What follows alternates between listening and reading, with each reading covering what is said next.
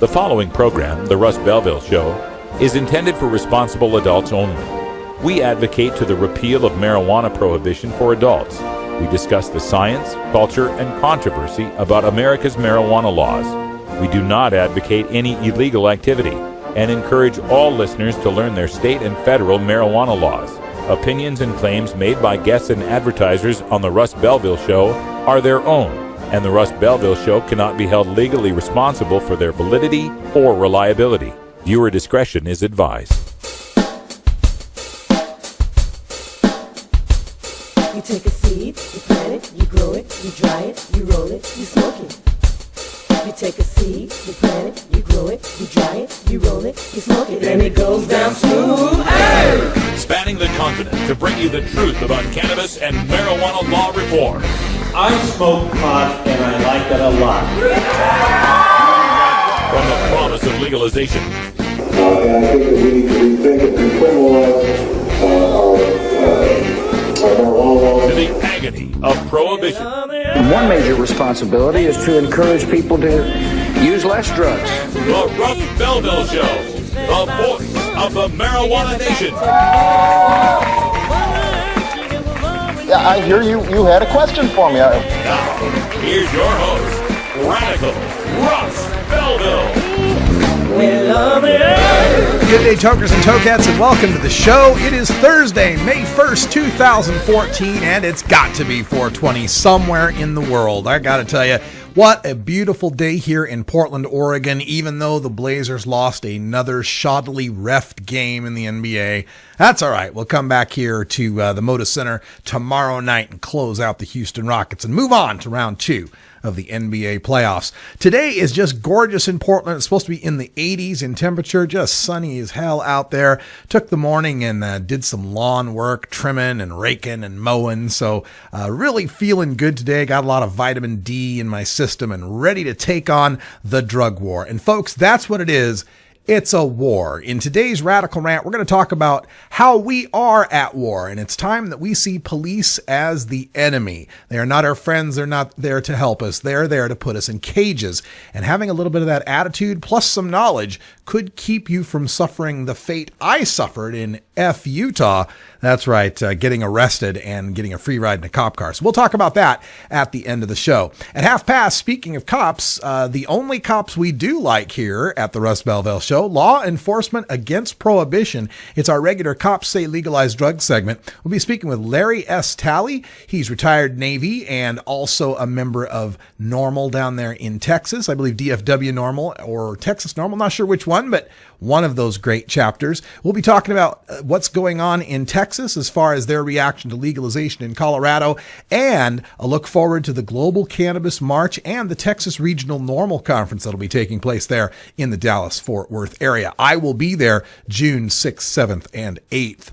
Also on the show today, we're going to talk about the head of the DEA, Michelle Lenhart. She was complaining in front of the Senate Judiciary Committee again today. We're going to take a look at some of the dubious statistics she offered up as part of her scaremongering on why it's so horrible that adults are allowed to buy, sell, grow, and smoke marijuana in the Centennial State. But first, we'll start off with our 420 radio news. In the headlines today, a new poll shows even prohibitionists wouldn't snitch on tokers that live next door. Iowa's set to become the 6th CBD-only state. Medical marijuana is dead in Louisiana this year. Minnesota's marching down the Box Canyon on its medical marijuana, and CBD only brings favorable headlines to an anti-medical marijuana governor in Pennsylvania. All that coming up next. We'll be right back after these messages from our 420 friendly sponsors. Support these advertisers because their ad money goes straight to the Russ Belville Show. You're tuned into the Russ Belville Show, the voice of the marijuana nation. Cast your eyes up to the skies. What is it to live and die? Calculated stars and lights. I'm Radical Russ Belville, and I want to thank you for listening to 420 Radio. We couldn't survive without you and our sponsors, and I'd like you to check out one of our prime sponsors, the National Cannabis Coalition. I've been working with NCC since June of 2012, and I'm proud to be part of the team they have assembled.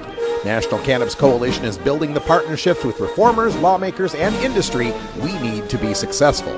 Visit the National Cannabis Coalition website at nationalcannabiscoalition.com or the easier-to-remember ncc420.com. That's where you'll get the exclusive first look at my radical rants, as well as informative articles from the nation's top cannabis pundits. Visit ncc420.com today, and if you have your phone handy, text Russ to 420-420 to support NCC and 420 Radio. It's a free text message that helps us help you end adult marijuana prohibition. Learn more at ncc420.com, and thanks for supporting independent marijuana legalization public radio. 420 Radio, turning red states and blue states green. The law offices of Omar Figueroa would like to remind you to stand up for your rights. Please do not give up your precious liberties. There's nothing wrong with standing up for our constitutional rights, and in fact, it's the best way to honor the Constitution that recognizes our natural rights. Treat law enforcement with respect, and respect the Constitution by standing up for your rights. If you are detained or arrested, stand up for your rights by repeating, "I respectfully invoke all of my legal and constitutional rights. I do not consent to any search and seizure. I want to remain silent, and I want to speak with my attorney, Omar Figueroa." Omar Figueroa has more than a decade of experience in federal and California courts and graduated from Yale University, Stanford Law School, and Trial Lawyers College. Please contact the law offices of Omar Figueroa at 415-489-0420 or 707-829-0215 or on the web at omarfigueroa.com.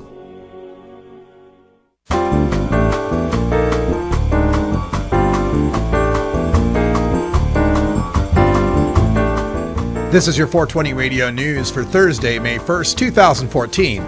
I'm Russ Belville. Even opponents of legal marijuana wouldn't call the cops on a pot-smoking neighbor, from the Huffington Post. At least half of Americans support legalizing marijuana, recent polls have shown, but even among Americans who think the drug should be illegal, few are so strongly opposed that they would report a pot-smoking neighbor to the police.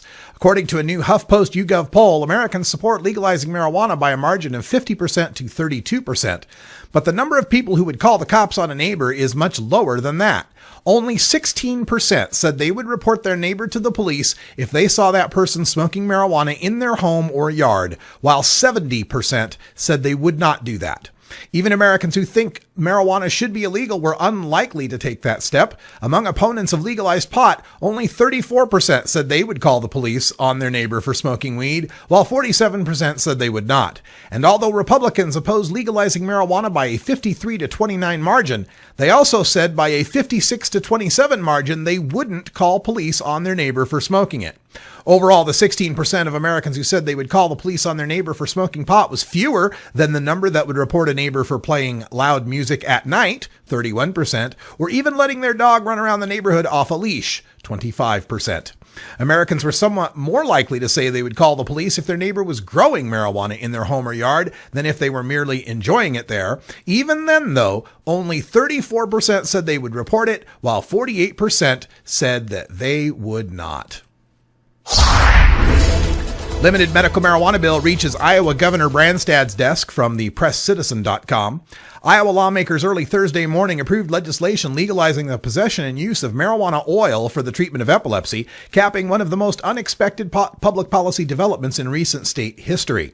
After appearing all but dead in the waning hours of the 2014 legislative session, a bill allowing patients with intractable epilepsy to use the substance known as cannabidiol was brought to the House floor at 3:20 in the morning on Thursday and approved less than 20 minutes later. The Senate approved the House's language on a 38-8 vote a short time later, sending the bill to Governor Terry Branstad, who has indicated a willingness to sign it.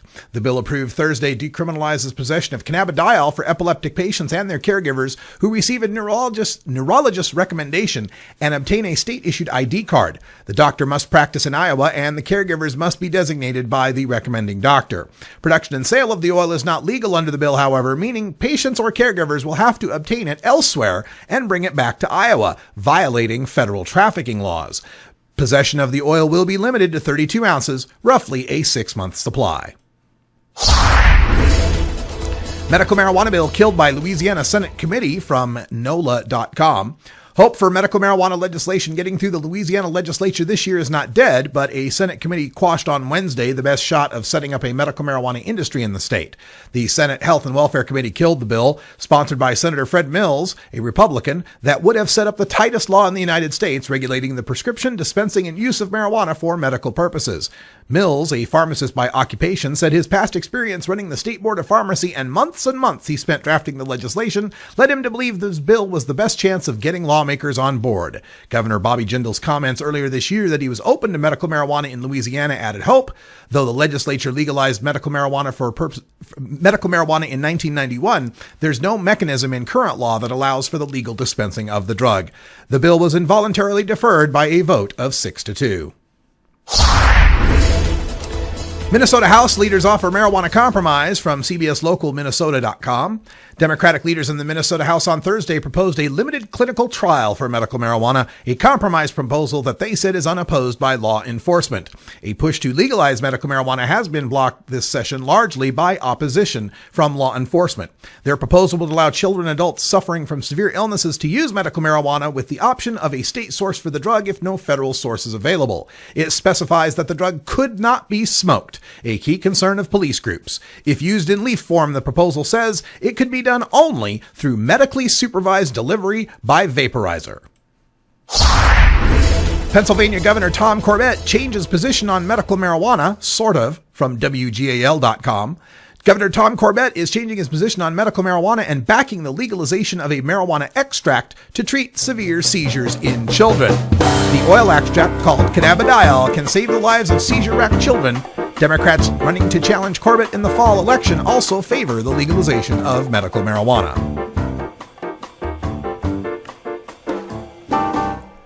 This has been your 420 Radio News for Thursday, May 1st, 2014. I'm Russ Belville. When we come back, we'll go behind the headlines and take a look at the statements by DEA Administrator Michelle Lenhart to the Senate Judiciary Committee and the questionable nature of some of the statistics she is using. You're listening to The Russ Belville Show on 420radio.org. We'll be right back.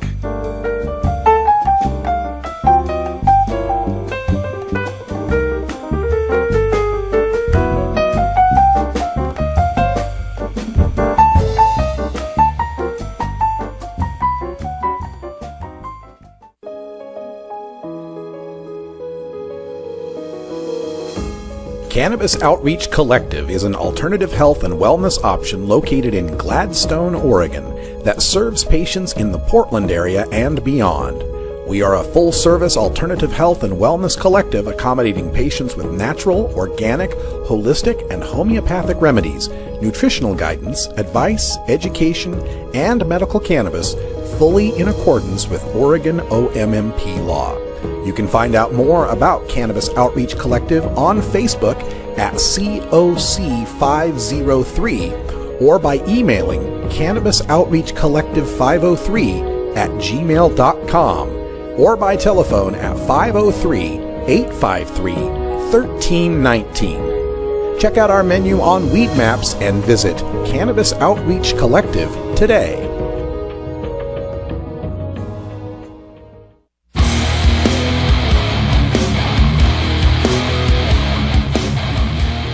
You know Herb Thrasher from the Herb Thrasher Flower Hour. Now get ready for Herb Age Designs for the proud cannabis consumer. Herb Age Designs, lifestyle gear for the 420 friendly. Herb Age Designs, home of the famous lighter leash. Herb Age Designs, get your Herb Age t-shirts and hoodies and show your pride. Herb Age Designs, we've got frisbee golf discs and durable hemp gear. Herb Age Designs, we've got shot glasses, drinking glasses, coffee mugs, and beer cozies. Check us out on Facebook and online at herbagedesigns.com and follow Herb Age and Herb Thrasher on Twitter. We'll see you at this year's Hemp Fest. Crank it up!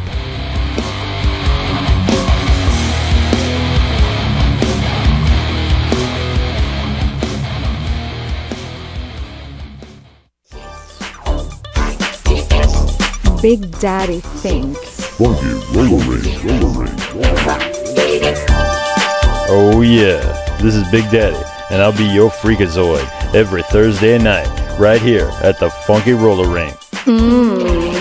Funky Roller Ring. 11 Eastern, 8 Pacific. Only on RadicalRuss.com. Welcome back, folks. Time for us to go behind the headlines. And today, DEA Administrator Michelle Lenhart was testifying in front of the Senate Judiciary Committee. And she expressed fears that legalization in Colorado has led to spikes in marijuana trafficking through the nearby states. But during her testimony, she once again played fast and loose with the truth about marijuana. First, Lenhart claimed that Kansas has experienced a 61% increase in seizures of marijuana from Colorado. Now, I couldn't find any Kansas police statistics to verify this claim, but I did find a report from February from KMBC News in Kansas City that quoted one small-town border cop explaining how his possession cases jumped from 12 in 2012 to 38 in 2013. But any statistic about more seizures is questionable because much of that data is generated by how invested police are in patrolling, profiling, and making stops over marijuana. Now that marijuana is legal in Colorado and cops in nearby states are increasing their patrols and targeting out-of-state drivers from legal states, well, of course they're going to catch more marijuana possessors. Even if their only probable cause is a license plate from Colorado and a driver's license from Washington, as is alleged by a man who is suing the Idaho State Police for profiling and illegally detaining him. Next, Michelle Lenhart described an increase by 28% in the number of marijuana-related emergency room visits between 2007 and 2011. Well, this is just another junk stat collected from the Drug Abuse Warning Network, or DAWN. It collects data on how many people visiting the ER have used marijuana.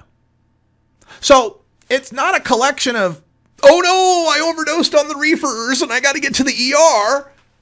It's a collection of, oh no, I got in an accident, or I got sick, broke a leg, sprained an ankle, got hit by a car through no fault of my own, whatever it might have been.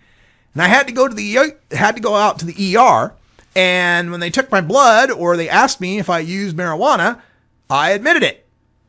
That's the kind of stat we're talking about. So as pot becomes more legal and more people are using it and more people are unafraid to admit they're using it, well, your marijuana related anything stat is going to go up. Whatever it might be. More marijuana-related emergency room visits, more marijuana-related basketball game watching, more marijuana-related walking down the street. It's all going to go up. Finally, Michelle Lenhart also explained how 1 in 15 high school seniors is a near daily marijuana user, And since 2009, more youth smoke marijuana than cigarettes. So I decided to look it up, and 1 out of 15 is 6.67% of high school seniors. And according to the 2013 Monitoring the Future survey, 6.5% of high school seniors admit daily use of marijuana. 6.5, 6.67, close enough, 1 in 15. But left unsaid is that the daily use figure of 6.5% hasn't changed in 3 years. In 2012, it was 6.5%, and in 2011, it was actually 6.6%. Now, to be fair, that is still the greatest rate of daily high school senior pot smoking that's recorded in this data set that goes all the way back to 1991. 6.6 is the highest it's gotten. It's now down to 6.5. But when medical marijuana went into effect, in California in 1997, the daily senior toking rate was 5.8%. So we've gone from 5.8% to 6.5%. Has it really gone up that much? It's actually a 12% increase if you're interested. But does that increase reflect risk-taking seniors making a smarter choice? In that same time period, alcohol use daily dropped from 3.9 to 2.2. Been drunk daily dropped from 2.0 to 1.3. Binge drinking in the last 2 weeks dropped from 31.3 to 22.1. And then there's the cigarette smoking that Lenhart mentioned. From 1997 to 2013, daily cigarette smoking among high school seniors dropped from 24.6 to 8.5, and half pack a day or more use dropped from 14.3 to 3.4. So, when the use of toxic and highly addictive alcohol and tobacco are dropping by amounts that range from 43.5% to 76% overall, isn't it fair to ask whether a 12% increase in pot smoking had anything to do with it? I know, Michelle Lenhart would say that's an unfair comparison of marijuana versus alcohol and tobacco, but she makes unfair comparisons between marijuana versus alcohol and tobacco all the time. Hey, that time means it's time for our union-mandated safety break. We've got us some Webster. I don't know why it's called Webster. Perhaps it's short and cracks wise all the time. I don't know. Give that a little toke and then we'll be right back. Stick around. Have you ever met that funny reefer man? If he said he swam to China, he would sell you South Carolina. Then you know you're talking to that reefer man.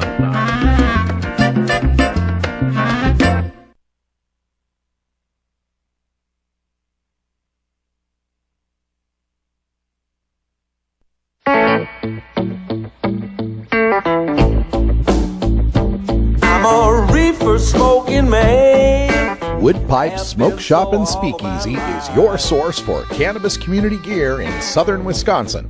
Owners Brian and Tammy Wood are located in Kendall, just outside of Madison, and they've got everything for the smoking enthusiast, including a full assortment of pipes, water pipes, hookahs, bubblers, one-hitters, and so much more. They're open noon to 8 p.m. Monday through Saturday and can help you with your detoxification therapies as well. Call 608-466-7473 or email woodpipes@yahoo.com for more information. That's 608-466-7473 or email woodpipes@yahoo.com. And as always, go pack go.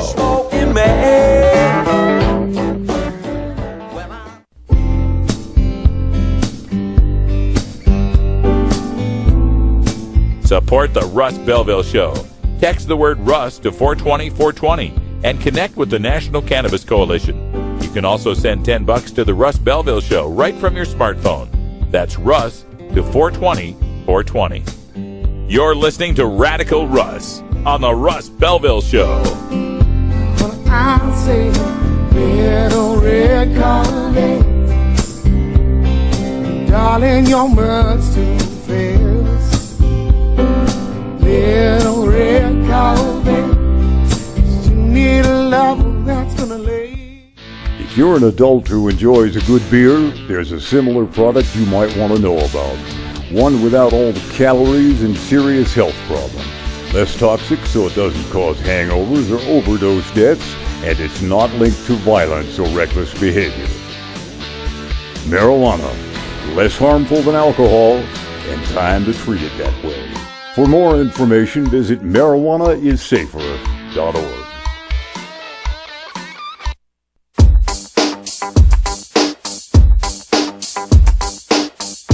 Everyone knows music and marijuana go together, so let's wind up our 20 after break with the Russ Belville Show's Daily Toker Tunes, the best in pod-safe 420 music from around the web.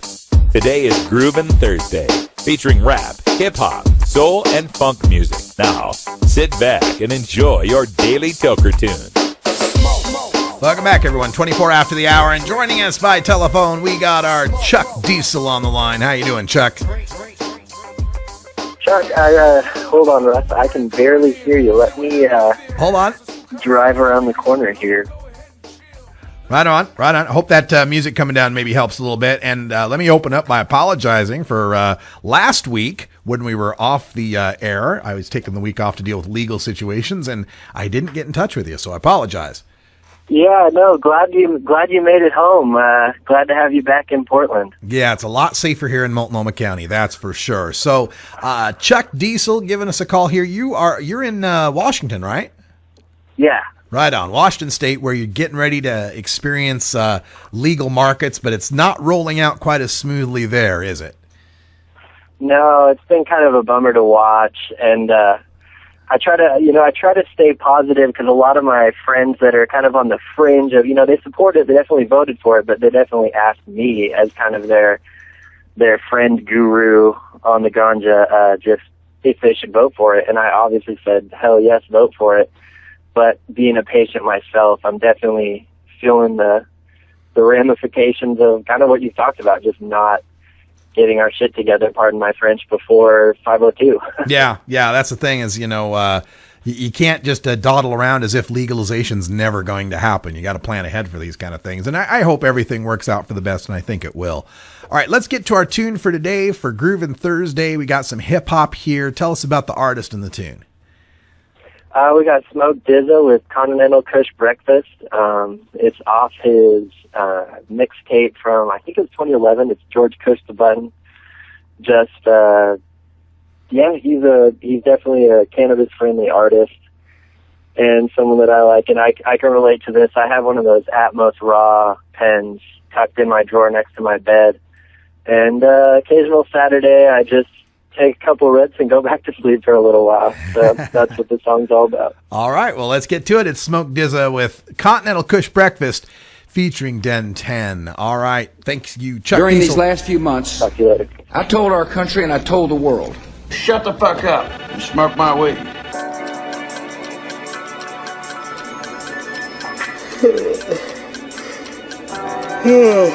The fuck? Where's the weed? I'm up. The headband's calling me. Handle things accordingly. Thank the Lord, grab my papers. Time for an early session. Head stashed the size of the pillow I rest my head on. Dead on. Dip in my ashtray instead. Got one pre-roll, so breakfast in bed it is. That lemon lime shit, bomb shit. Still hungry, leftovers in my grinder. This a Continental Kush breakfast, so good, got a nigga going for seconds. I'm a continental type of nigga. Continental flights, first class attender, mile high member, high times DZA. Fly as fuck somewhere puffin' on killer. George W, the W stands for winner. Don't make me push the button on you niggas. As the world keep turning and this kush keep burning, wake and bake every morning like the sun when it's rising. I live, just alive. The connects confidential and the weeds continental, like the planes in my Bentley and my Rollies presidential with eyes. So they lie. Wake up and smell a dour. It's still a marathon. I'm lighting hour after hour here on in. That PK starting to creep up. Niggas falling, tapping out, trying to keep up. Catch me if you can, it's the Kemp Dog Man. Lit Ross up and I finish brethren. Bring baby lungs out of the cradle, trying to smoke with the big boys. You smoke them under the table for real. I don't smoke Nick Ills, it ill. Try this Bubba Kush out, see how this feel. High off 2 pools, you got a good deal. Room all cloudy off that Humboldt County.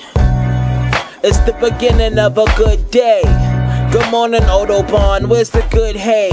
Neighbors beefing about the smell, but I'm sorry. Every morning I religiously salute Mr. Molly with As the world keep turning and this kush keep burning, wake and bake every morning like the sun when it's rising. I live, just alive. The connects confidential and the weeds continental, like the planes in my Bentley and my Rollies presidential with eyes. So they lie.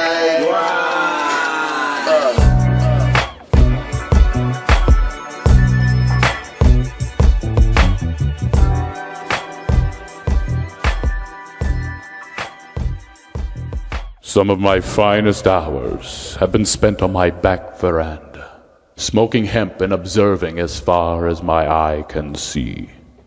Thomas Jefferson, 1781.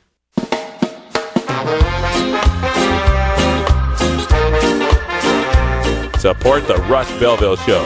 Text the word Russ to 420-420 and connect with the National Cannabis Coalition. You can also send $10 to the Russ Belville Show right from your smartphone. That's Russ to 420 420.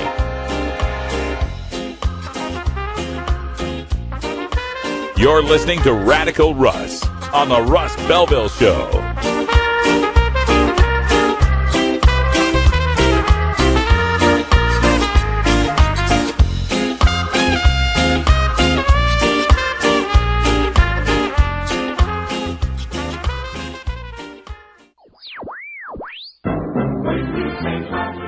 Marijuana and alcohol are the two most popular recreational drugs in America.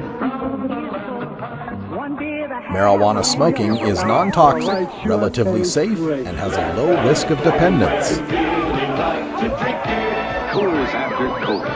Alcohol drinking is potentially fatal, dangerous to society, and is quite addictive.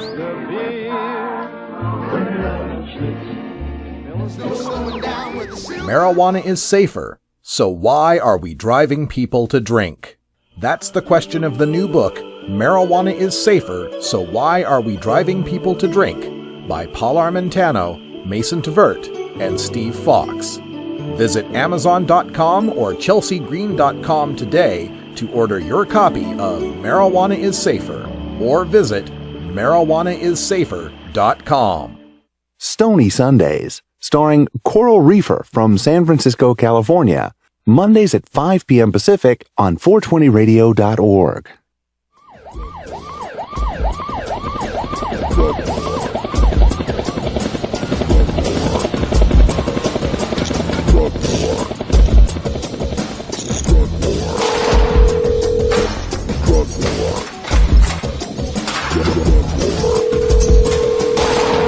One of the most disturbing elements of the Prohibition War is how it's made police the enemy of otherwise law-abiding cannabis consumers.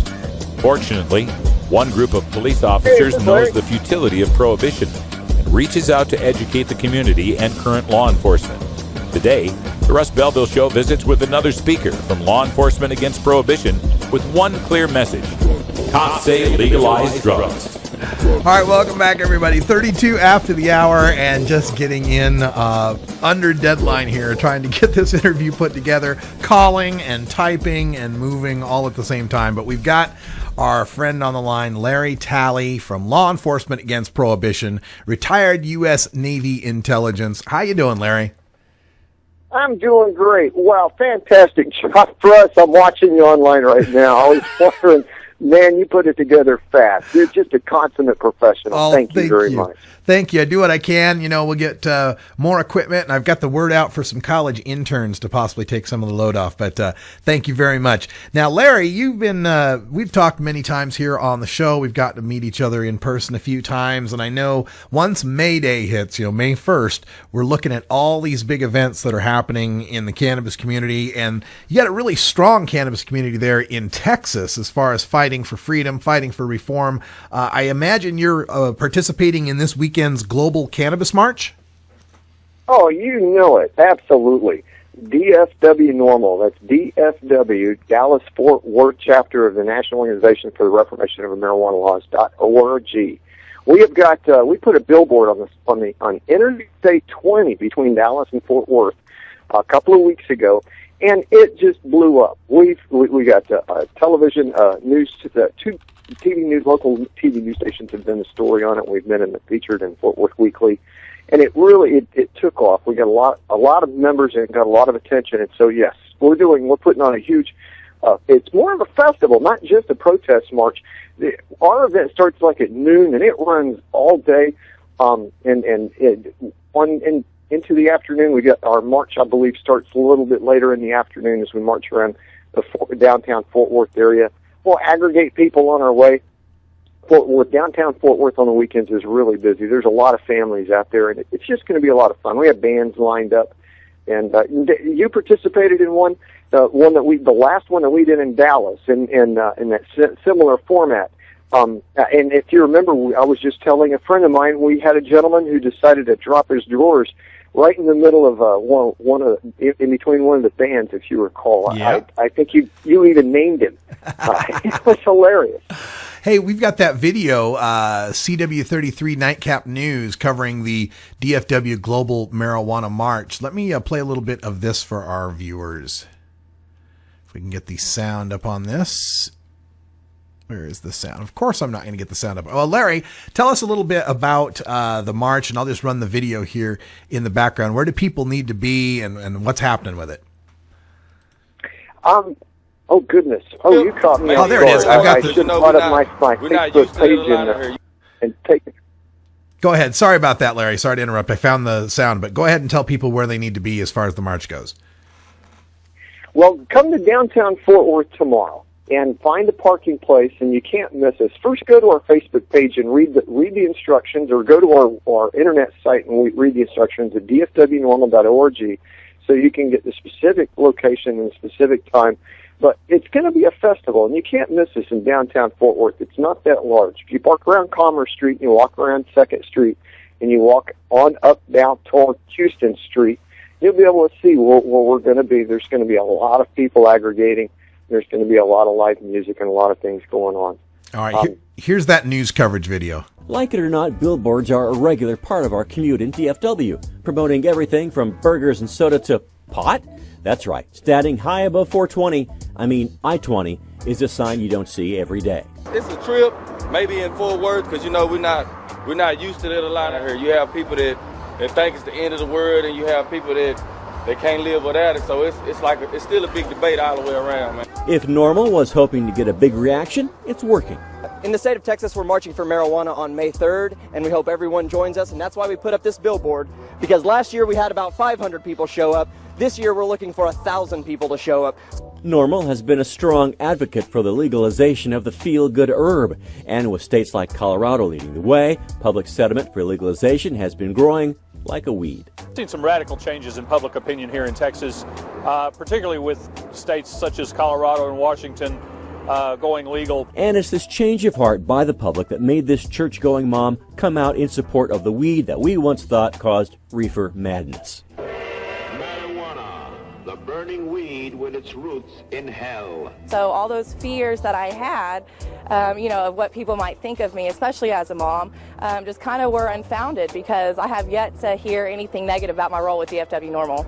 So does she think the sign will help? With this billboard and with all the news coverage that we've had recently, I think downtown Fort Worth is going to be a sea of green come May 3rd. Well, whether you are for it or against it, whether you call it the Wacky Tobacco or Mary Jane, one thing is for certain.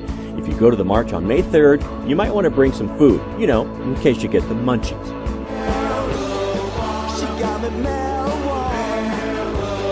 Well, Larry, Talley, that's the coverage there on CW, and I imagine there was more coverage on other stations. And it sounds like your march is going to be huge, going to be a big breakthrough in Texas there. Yeah, we're hoping that it is. I've been at every march since I retired from the Navy and moved out here and gotten involved with DFW NORML. They've been doing it since the history of the Dallas-Fort Worth chapter of NORML has been involved with the Worldwide Marijuana March. It's been since, I think, 2006 or 2007. So this is going on a number of years that Dallas has been involved. But we've never really got that many people, no more than 500 or so, I think, maybe at any one given march. But this year, I really expect there to be a lot more. We've had over 1,000 people, a lot more than that, RSVP us on Facebook. But we'll just plan for the best. It's going to be an all-day event anyway. We've got booze, face painting, glass blowers, and all kinds of events going on out here. So just everybody that's listening, come on out and enjoy yourself. Bring the family. It's going to be a big, fun family event. Yeah, and one of my favorite things about DFW NORML is that truth enforcement vehicle, the Ford Crown Victoria cop car, retrofitted with green lights and National Organization for the Reform of Marijuana Laws along the runners, and just it's such an amazing thing to see because it really turns people's heads. So go down to the march. I'm sure the truth enforcement vehicle will be there, as well as all the great people of DFW NORML. Now, Larry, in addition to this happening at the beginning of May, beginning of June, you've got the Texas Regional NORML Conference, and I'll be heading out there and visiting with you and a lot of other folks. What can you tell us about that? Well, last year was the first year that we ever put it on, and I thought it went great. I've never attended a conference like this before for drug policy, this big, and it was really fantastic. This year it's going to be even better. Sean's still lining up a litany of speakers to present at this event. I know you're going to be there. I'm going to be there. Just like last year, it's really something to behold. I learned so much by attending last year, listening to 3 days worth of speakers talk about reform and the reform movement. There was Rob Campia from MPP. He's going to be here again this year. And Texas is a big swing state. We really want to make Texas green within the next legislative cycle, or certainly within the next two. I think it's possible. And MPP, for a lot of people that don't know, MPP has bought an office down in Austin. So, and that's great. Austin, Texas is where the capital of Texas is. And, when MPP buys an office and moves down there to Austin, then that tells us what's getting invested into the reform movement here in Texas. And that just brings everything to bear. Between NORML, between MPP, Mothers Against Teen Violence, LEAP, Drug Policy Forum of Texas. There's a litany of different organizations that are really coming to each other and helping each other, and we're cooperating and we're getting involved with everybody and pulling everything together. The Drug Truth Network down there in Houston. Mm-hmm.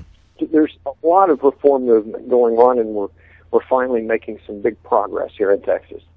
Yeah, it's great to hear. And Larry Talley with Law Enforcement Against Prohibition, one of the things you do with LEAP is you get to speak to different groups around your area. And can you give us any anecdotes or any examples of how you've seen public opinion changing even in just the time you've been doing this? Yeah, I got involved riding with you in the stash, and it is some years ago, and I started getting involved with Drug Policy Forum of Texas and walking into Lions clubs and kind of preaching the gospel of reform. And initially, I got a lot of kickback. I was even concerned sometimes about parking in my driveway in a very conservative little town in Flower Mound, Texas.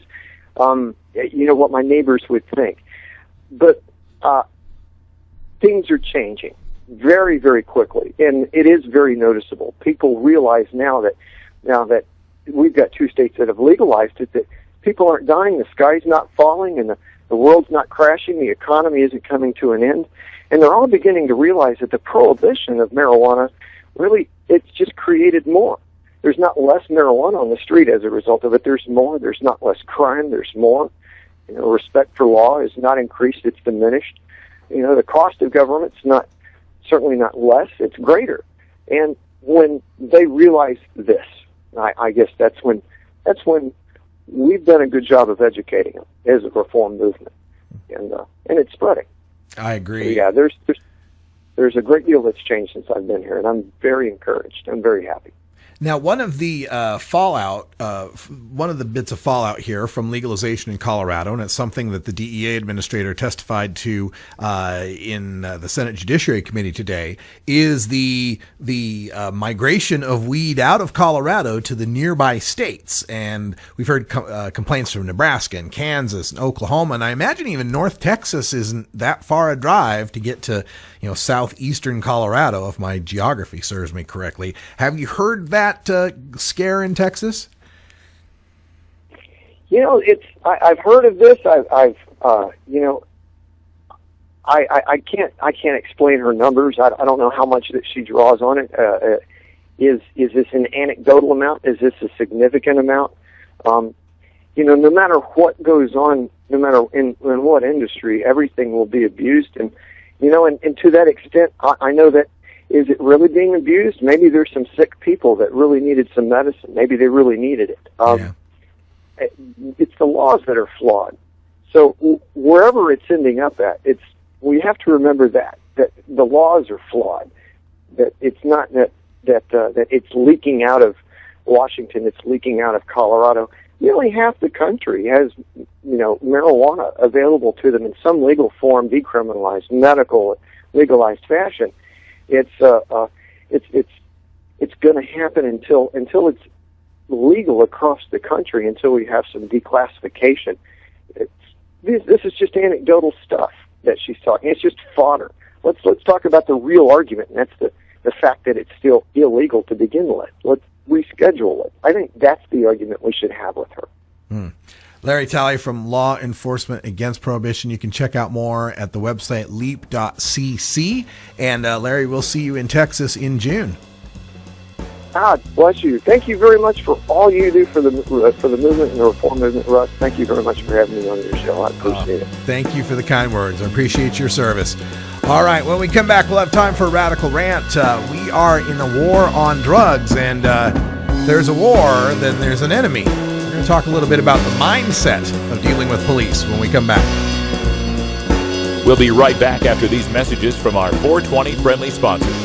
Support these advertisers, because their ad money goes straight to the Russ Belville Show. You're tuned into the Russ Belville Show, the voice of the marijuana nation.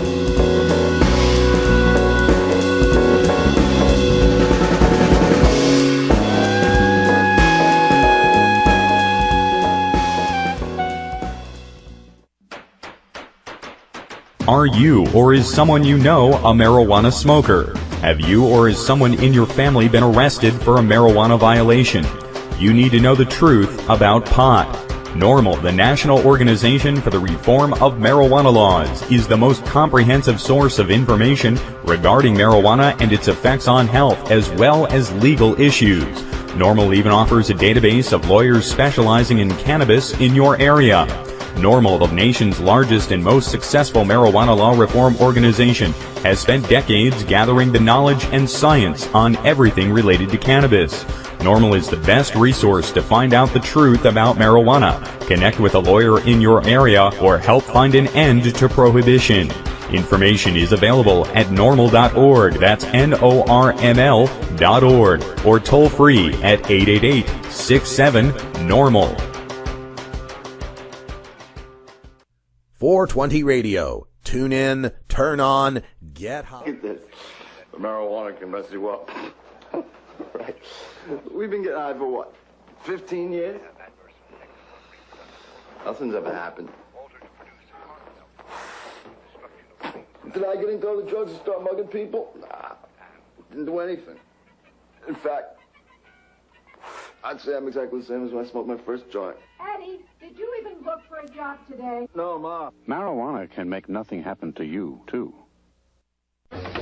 Man, is that the reefer man? That's the reefer man. I believe he's losing his mind. I think he's lost his mind. This is a Russ Belville Show news alert. Whatever you do, don't smoke pot.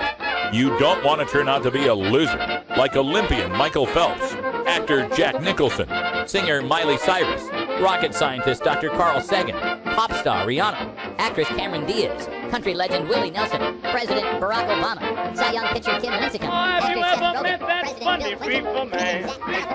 Have you ever met that funny reefer man? If he says he swam to China and he sells you South Carolina, then you know you're talking to that reefer man. And over 100 million other Americans. Have you ever met a funny reefer man? If he says he walks the ocean, anytime he takes a notion, then you know you're talking to the reefer man. You want answers? I'm as mad as hell, and I'm not going to take this anymore. You want answers? You have offended my family. I think I'm entitled. You want answers? I want the truth. And you have offended a Shaolin temple. You can't handle the truth. Surely you can't be serious. I am serious. And don't call me Shirley. Radical rant. You ever watch those old, like World War II movies, and the heroes, fighting against the Nazis, and there's all the honor and sacrifice and battle and that feeling of camaraderie amongst the people who are in war together, and goodness, that's awful. Whatever that one was. We're going to have to throw that one away. Sorry, folks. My apologies on the sound effects there. I don't know what happened with that file. But the point is, we are at war. We are at war. A war was declared on us by our own president, Richard Nixon, in 1971. Public enemy number one, he called us. And that he was going to do everything he could to erase the scourge of drugs in America. And while many people may think he's talking about hard drugs and very dangerous and addictive drugs, or I should say more dangerous and addictive drugs, really we're talking about marijuana. At the time that this war was declared, there was the war in Vietnam and protest, and marijuana was a counterculture thing, part of your rebellion against the draft or against the Vietnam War, or against Nixon and whatever. And it's so culturally ingrained, which is ironic in our opponents saying that alcohol is so culturally ingrained, that marijuana is opposed mostly for political and socio reasons, reasons having to do with our evolution through that period of time. So much more than the actual facts about the marijuana itself. Marijuana is associated with the hippies and the counterculture and the beatniks before that. And really very little of it has to do with its actual effect on people and its actual effect on society. And so part of this that we need to remember is we need to get ourselves as soldiers, if we choose to be pot smokers, whether we're choosing to do that for health reasons or choosing to do that just because we like it, we need to get ourselves into that mindset that we are at war. I know nothing. We are at war. I was arrested, of course, in Utah, and my this is something, it replays in my head every day. I think about every moment of this thing that went down and how I could have handled it better, and trying to analyze what went wrong. And the number one thing I came to about what went wrong was not starting with the right attitude. I began the encounter as a victim, as someone who was being caught in some sort of way, instead of a free citizen who has the right to travel across this country unmolested by police forces whose rights were being abused in the name of profiling and making a buck. That's the attitude we need to start cultivating among each other. That when we're getting pulled over, that in and of itself is an affront. We are free citizens, allowed to travel. We have this in our Constitution. It's part of our rights as Americans, the right to free travel, without some cop saying, "Show me your papers, please." That we have the right to go from, if we wish to go to from Portland, Oregon, cross country to Atlanta, Georgia, and cross every damn red state and buckle in the Bible Belt. We have that right, and should be able to do so unmolested, no matter what bumper sticker we got on our car, or how long our hair is when we're driving, or the tattoo sleeve we got hanging out the window on a sunny day. That's just a fundamental part of being an American. You should just be able to travel so long as you're not speeding, recklessly driving, swerving all around the place.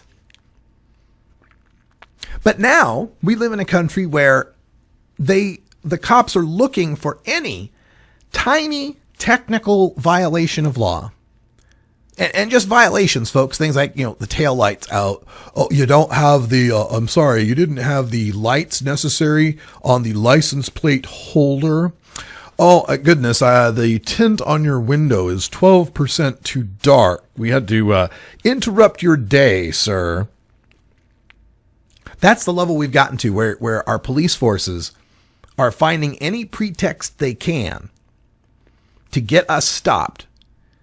And being detained right there is the beginning of the violation of your rights, unless there's a dang good reason. Now, in this cop situation, we often talk about, and Herb Thrash and I were talking about this a little bit, how at the rallies and in the speeches and on the flyers and stuff, we often tell people what to say. You don't tell them what not to say, or how the context works, or how to deal with a group, right? First of all, you're only in a group situation, getting pulled over in the car or harassed on the street or whatever, or in a house party. You're only as strong as the weakest link there. The cop will find the person. They did so talking to us on the side of the road to try to find, all right, who's the person who's weakest here on the rights and is most likely to blab. And then they'll pick on that person. So that it's incumbent upon us to get all of our friends trained on this as well. If you are into infographics, follow my Pinterest account. My Pinterest account is, I think it's Radical Russ on Pinterest. Yeah, Pinterest Radical Russ. I've got a drug war images. I just today posted a couple of great infographics that kind of break down what your rights are and what's going on. We often tell the people what to say, like, I wish to speak to an attorney. I don't want to answer any questions. I don't consent to any searches. Am I free to go? Am I being detained? But we don't explain context or what's going on or how the police encounter actually works. And so that's something I'm going to be working hard at this summer as I go around and do these speeches at these different festivals, is putting together a quick 5-minute package that I can deliver on how to deal with cops. And the first thing to understand is that they are the enemy. They're not your friend. They're not there to help you along the way. Their job is to collect evidence for the judicial system to convict people of crimes. And if it gets to the point where they have pulled you over on the side of the road, that game is on. Okay? Game is on. The minute you're pulled over, they are trying to find a way to arrest you for a crime. That's the ultimate goal. Now, they come to the window. Oftentimes they'll say, do you know why I pulled you over? This is a trick they like to use to get you to admit something that maybe they didn't have on you. Maybe they were going to say, well, I saw you weaving over the center line. And then they say, do you know why I pulled you over? You say, well, I was speeding. Right? Don't help them. Their job is to collect evidence that you are committing crimes. Don't tell them about the crimes you've committed, if you have. When they ask questions, we need to make sure that we are verifying what the stop is about. That is the first step. You are a citizen with rights who is driving down the road when, for no good reason as far as you're concerned, an officer of the state used force. Because remember, the force here is the fact that if you don't do what they say, they have the right to shoot at you in certain circumstances, run your car off the road. By force, you've been detained from your day. They've got to have a damn good reason for doing that. That's what must be established first. When they come to the window, your attitude. Now, when I say attitude, I don't mean to be impolite or rude or cuss or anything like that, or be aggressive. But I mean to have the right fighting attitude inside while maintaining cool on the outside. The response when you get there, when they come to your window, is to roll it down a little bit and to ask them the question to establish at the beginning of the encounter that you are the citizen who's in control of this. To say, why have you pulled me over, officer? Get them to tell you why, right up front. Well, you're weaving or your window tint or whatever the hell it is. Whatever they answer, that's the subject of any conversation that goes on from that point on. And in your case, the only part of the conversation is questions. Those questions can be, well, where are you headed? What does that have to do with my window tint, officer? Am I being detained over window tint? Am I free to go yet? Well, we just want to ask a few questions. I'm not interested in answering a bunch of questions. You pulled me over for my window tint. Am I free to go yet? Are you going to write me a ticket for window tint? Well, we need to know, you want to step out of the car?